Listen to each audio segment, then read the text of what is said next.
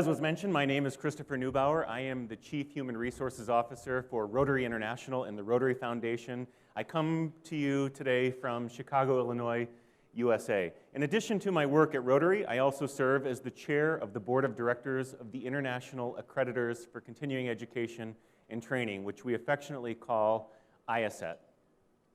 IACET was created by the United States Department of Education in the 1960s to quantify non-academic education. So in academia, we have what are called the Carnegie units, 3 credit hours, 4 credit hours, whatever the case might be.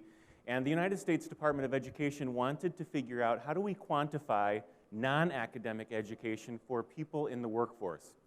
And they called together this task force of professionals who came up with the concept of the Continuing Education Unit, the CEU. How many of you in this room have earned a CEU at some point in your career? Okay, so you're familiar with IACET without even knowing necessarily that you're familiar with IACET. We are also a standard-setting body. We are a member of ANSI, which is the American National Standards Institute, which accredits IACET. So we set the standard for continuing education and training. We now serve as an accreditation body. We accredit training providers to issue CEUs. So I encourage you, if you're interested in learning more about IACET, by visiting IACET.org. We do have a couple of accredited providers here in India. One is the Academy of Higher Education, IBIS, and SSA Business Solutions. I thought I would start by doing something I've never done before and probably will never do again, and that is share with you a song that is from American country music. I grew up listening to country music, but I haven't listened to it in a long time. But I think this song is relevant to the conversation around psychological safety. So we're just going to take a quick listen. Well, I apologize. We're having some technical difficulties, but we will persevere. The song is by a guy by the name of Johnny Paycheck, and the lyrics of the song are, "Take this job and shove it. I ain't working here no more." So just curious, how many of you in your career have ever experienced that feeling that, you know what, you can just take this job and shove it. I ain't working here no more. Raise your hand if you've ever experienced that.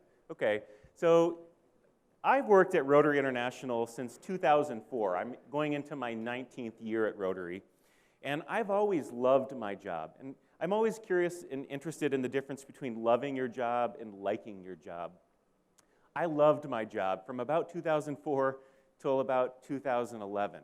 And then I liked my job, and I was curious about what caused me to have that shift. What changed? And one of the things that changed was we had a chief executive officer who I knew really well and I got along with really well and who really supported the work that I was doing. And he decided that he was going to retire. And so in 2011, Rotary International got a new CEO. And I didn't know this guy. He was coming to us from Washington, D.C. He had been a George Bush appointee to the Millennium Challenge Corporation, and he was about to take over Rotary International. And I found myself nervous and scared and worried. And those were things that I hadn't experienced since 2004. And I didn't have words to explain it. I didn't have a language or a vocabulary to talk about or communicate with others what I was going through. But now I've come to learn that what was happening for me was I didn't feel psychologically safe. And safety, by the way, in this context is different than physical danger.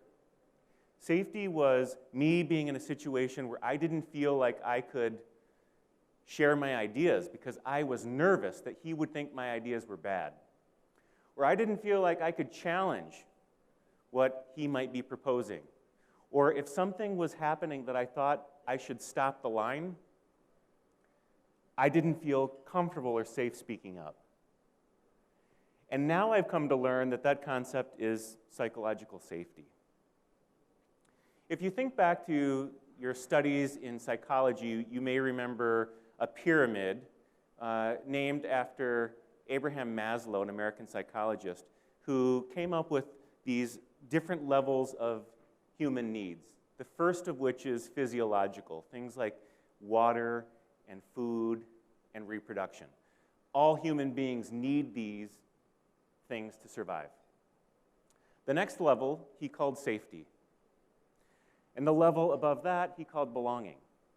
And what I realized was that from a human resources perspective, in terms of compensation and benefits, we attempt to satisfy the physiological needs of our employees. We make sure that they're paid fairly so that they can afford their rent, they can afford to buy food, they can have safe shelter. So we're looking after their physiological needs. And then along came this thing called DEI, diversity, equity, inclusion. And now we're also talking about belonging. And it dawned on me that as employers, we skipped from physiological needs to belonging needs and missed the whole level of safety needs. And what I'm proposing is that we revisit that, because that is critically important. Just out of curiosity, how many of you in your organizations are going through something called digital strategy transformation? Several of you. We at Rotary are going through digital strategy transformation. What I propose to you as a takeaway from our session today is that you go back and take your organization through an employee feelings transformation. Now, I've been here at the World HRD Congress for the past 5 years. In 2019, I was here talking about employee engagement. In 2020, I was here talking about the employee experience.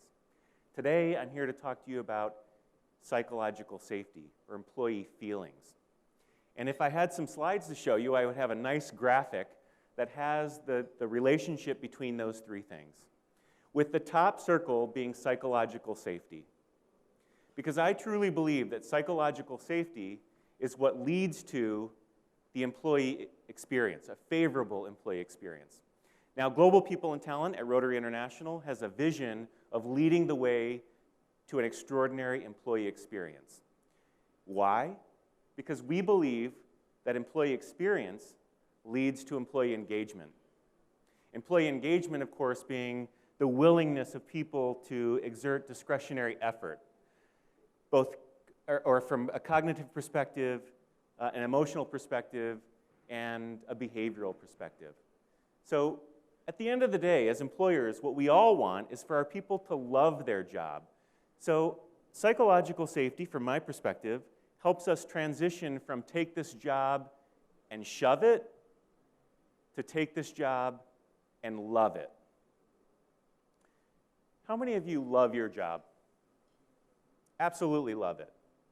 How many of you like your job? How many of you don't want to answer that question? Somebody might be looking. Okay. So I shared with you that I went from loving my job to liking my job. And the reason for that was a number of things. From a psychological safety perspective, I think there are a number of components that we need to be mindful of. One is belonging. And what do I mean by belonging? I mean, can I show up as my authentic self? Can I come every day to work and be Chris NEWBAUER? Can I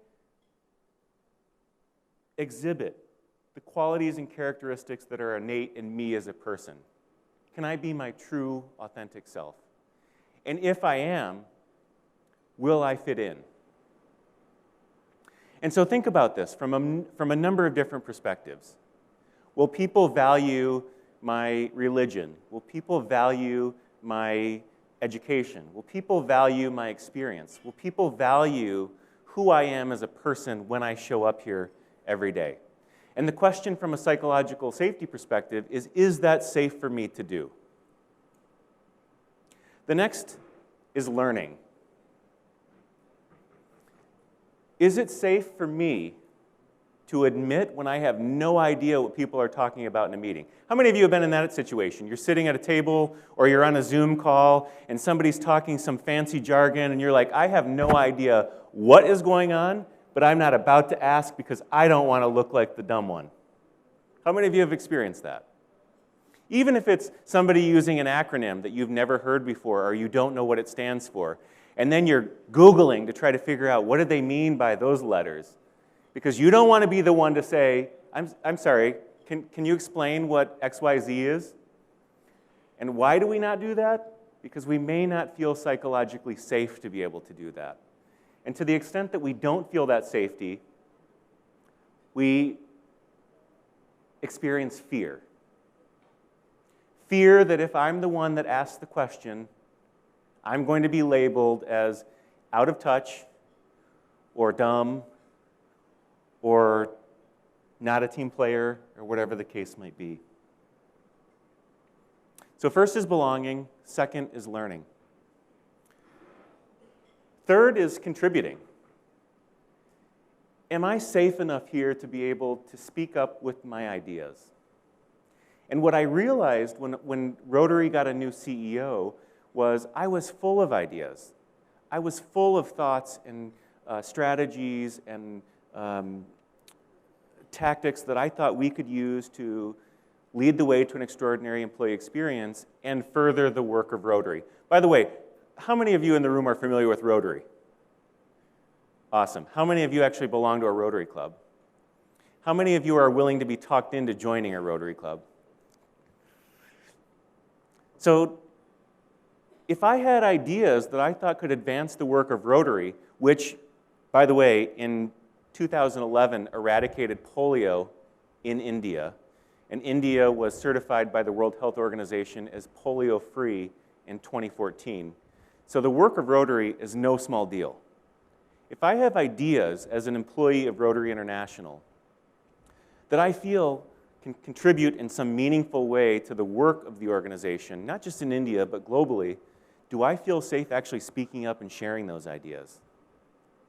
How many of you, just out of curiosity, have found yourself in a meeting where you had a great idea, but you sat quietly because you were worried about what so-and-so was going to think? Or since this person was in the room, I'm going to just keep it to myself. How many of you have experienced that? That's psychological safety. The concept of psychological safety is your willingness to experience whatever sort of emotion might occur as a result of you being vulnerable to other people. And there's two components to this. One is, how do I feel about it? How do I feel about sharing my idea? And the other is, what is the reaction of the people who are about to hear my idea? Am I scared of them? Do I fear them? Do I worry that I'll look incapable or incompetent to them? So that's the third, contributing. The fourth is challenging. Now this is a big one. Think about how scary it can be for us to even contribute our ideas. But imagine how frightening it is when we start challenging somebody else's idea. And what if that person's idea happens to be the chief executive officer? What if your CEO has an idea that you all know is not a good one? Who's going to speak up? Who's going to tell the boss that his baby is ugly? Are you going to do it? In order for you to feel as though you can challenge anybody's idea, you have to experience the concept of psychological safety. How do you do that? How do you create safety in the workplace? Well, unfortunately, I don't have a magic bullet for you. There is no magic formula. There's no assessment that I can give you a link to that the first 100 people can go take. You have to figure out what it's going to look like for your organization. But there are a couple of things that you can do. One is to be transparent, because transparency encourages vulnerability. And what do I mean by vulnerability? What I don't mean by vulnerability is disclosing your most personal secrets. No one is asking you to share everything with everybody else. In fact, we don't even necessarily want that. Some of you may have colleagues who overshare. You know everything about their entire life. You know about every fight they have with their girlfriend or boyfriend. You know about what they ate for dinner. You see pictures of that on Facebook and Instagram. You know everything about all the drama that's occurring, and you don't really care. That's not vulnerability. Vulnerability is the willingness for me to divulge an insecurity that you weren't aware of otherwise. And that's a risk. So when I talk about the concept of safety, I'm talking about the absence of fear, the absence of danger, and the absence of risk. Do I feel safe sharing whatever it is that I'm about to share? Even if what I'm sharing is that I don't know how to do what you just asked me to do. I've been tasked with this job, or I've been asked to write this report, or I've been asked to do this task, and I don't know how to do it. I have a choice to make. Do I pretend and fake my way through it and hope for the best? Or am I vulnerable, and do I share that I need help? What I realized in 2011 was I went from a CEO who I had total psychological safety with to a new CEO that I was nervous about. I went from loving my job to liking my job. And I found myself thinking about the difference between loving a job and liking a job. And how do you explain it? How do you explain love? Yesterday was Valentine's Day. I don't have a definition for what love is,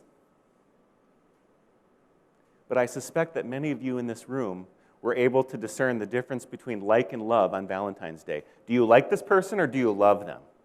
Do they like you, or do they love you?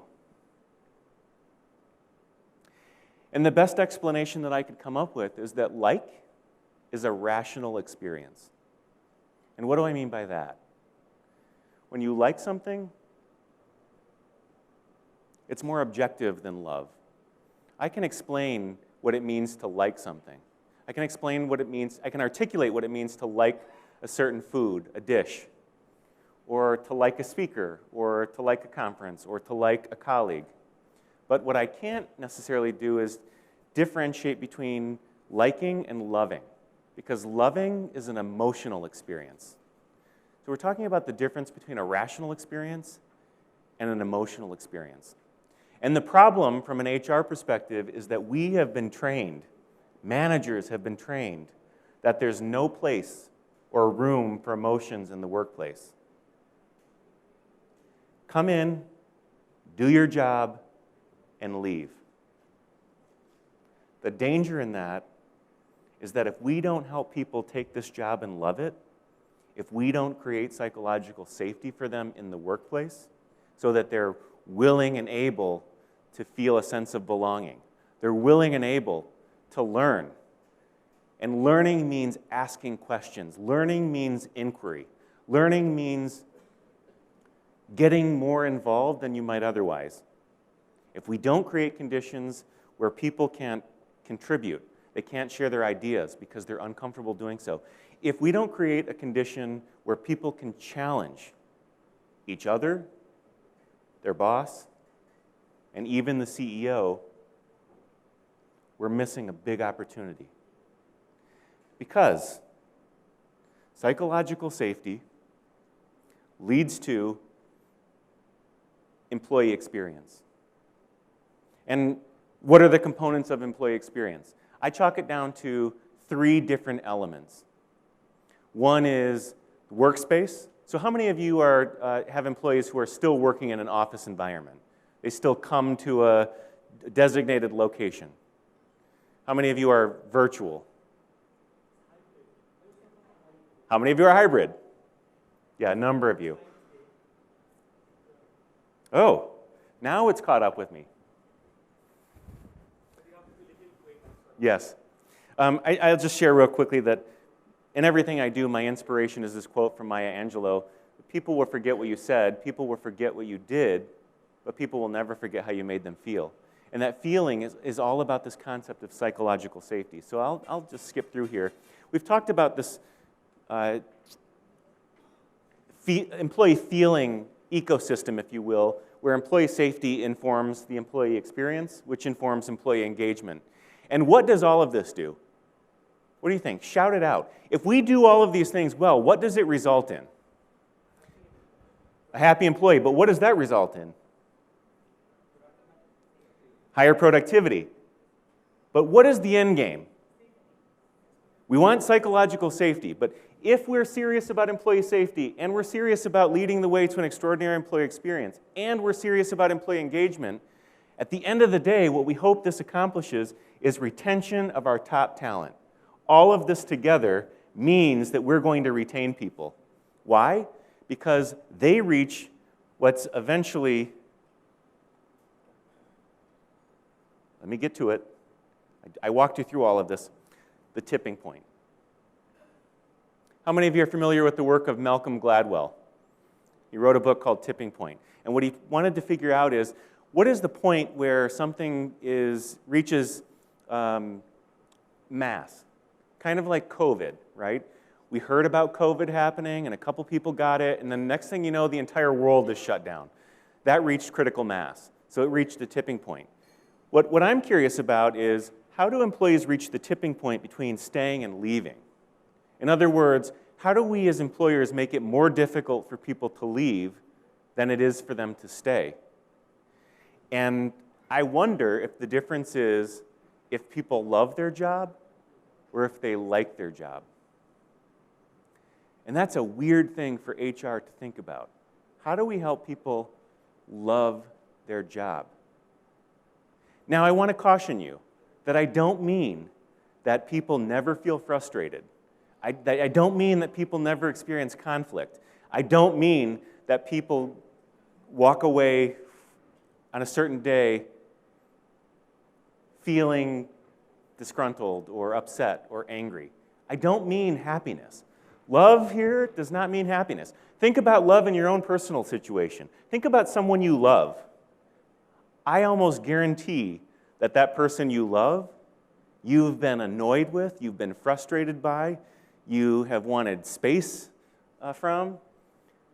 That's true in the work. I'm not talking about how do we make everything perfect so that every day feels good. I'm talking about how do we move from capturing their brain to capturing their heart so that when they have that day, which will happen, when they hate their job in that moment, do they hate the company they work for? And I realized my work at Rotary is actually love. Because how can you ever feel like working for an organization that eradicates polio from a country like India isn't an organization that you can love? There are days that I don't like. There are colleagues that I get annoyed by. But at the end of the day, I love my job. And a large part of that is psychological safety. So we talked about the difference between like and love. Again, like is a rational experience. Love is an emotional experience. And the important takeaway here is that psychological safety is an emotional experience. And we need to be okay with that. And we need to make sure that our CEOs understand the importance of psychological safety and employee feelings in the workplace. Think back to that ecosystem. Because, and that, unfortunately, that graphic should be a heart, but I don't know what happened to it. When we put love in our work, that helps us reach the tipping point. That tips the scale, where we're more likely to stay because it's more difficult for us to leave something that we love than it is for us to stay. And as a human being, it always blows my mind that we don't understand this in the workplace. We understand it in our personal relationships. We understand it in our marriages. We understand it. We understand that love is what causes us to stay through all the hardships and the frustrations and all of the negative stuff, because love overrides all of that. And if we can reproduce that among employees in the workplace, if we can create that experience of love for the job and for the company, for the employer, we can help our employees reach that tipping point. And guess what? When an offer comes along to work for someone else for more money, maybe even a better title, that's going to be very difficult for the employee to walk away from what they already love. Because people don't just walk away from people they love. So we want to move from take this job and shove it to take this job and love it. So that's my call to action for you. Who's going to join me? Awesome. So again, our feelings ecosystem. We need to be focused on employee safety, psychological safety, so that we create an employee experience that helps people reach the tipping point, which will then lead to employee engagement, which then ultimately leads to, say it with me, retention. So with that, I just want to thank you. I encourage you to email me if you have any questions, you want to talk further, or connect with me on LinkedIn. And I think just for the sake of, look it up, Johnny Paycheck, take this job and shove it. Thank you very much.